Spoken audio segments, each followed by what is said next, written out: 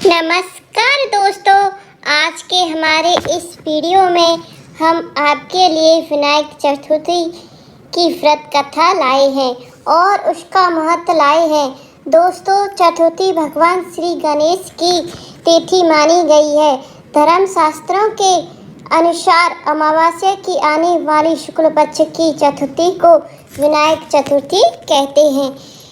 इस दिन भगवान गणेश की पूजा की दोपहर मध्य काल में की जाती है। श्री गणेश को विघ्नहर्ता भी कहा जाता है। वे सभी दुखों को और कष्टों को हरने वाले, इसलिए भगवान श्री गणेश को प्रसन्न करने के लिए विनायक चतुर्थी का व्रत किया जाता है। दोस्तों, विनायक चतुर्थी की व्रत कथा के अनुसार एक समय की बात है। भगवान शंकर और पार्वती नदी के निकट बैठे थे। वहाँ माता पार्वती ने भगवान शंकर से समय बिताने के लिए चौपर खेलने को बोला। भगवान शंकर भी खेलने के लिए तैयार हो गए, परंतु इस खेल में हार जीत का फैसला कौन करेगा, ये प्रश्न उठा। इसके जवाब में भोलेनाथ ने नर्मदा नदी के निकट कुछ तीन के इकट्ठे किए और एक पुतला बनाया।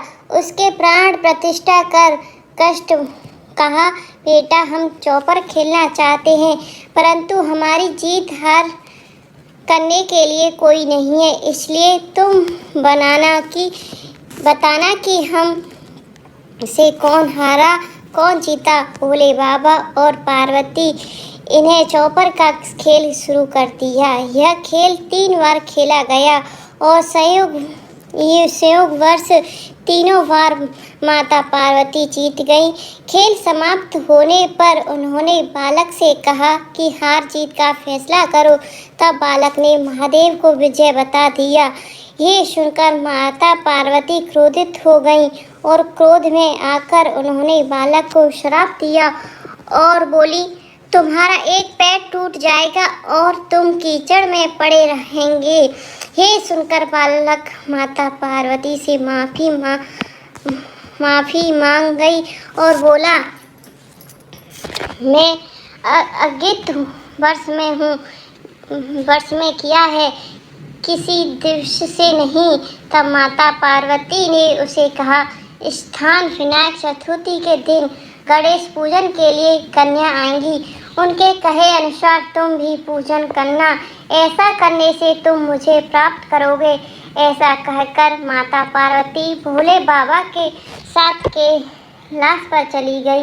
1 वर्ष बाद उस स्थान पर नाग न्याय आई और उनसे श्री गणेश की व्रत विधि बताकर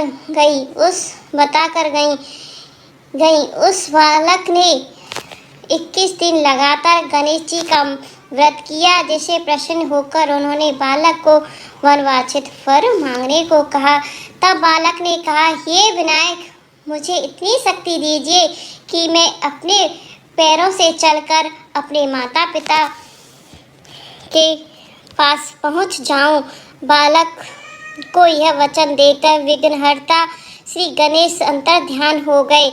इसके बाद बालक कैलाश पर्वत पहुंचा और कहा कि सारी कथा उसने महादेव को सुना दी। उस समय पार्वती जी महादेव से विमुख हो रही थीं।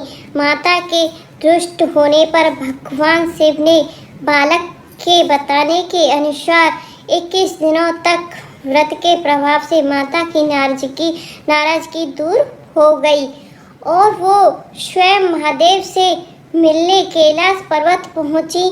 वहां पहुंचकर उन्होंने शिव जी से पूछा, आपने ऐसा कौन सा उपाय किया जिसके फलस्वरूप से आपके पास आ गई। जब भोलेनाथ ने विनायक चतुर्थी का इतिहास उन्हें बताया, यह सुनकर माता पार्वती ने अपने पुत्र कार्तिकेय से उसे मिलने की इच्छा जताई और इसी इच्छा से उन्होंने भी 21 दिनों तक श्री गणेश विघ्नहर्ता का व्रत और पूजन किया।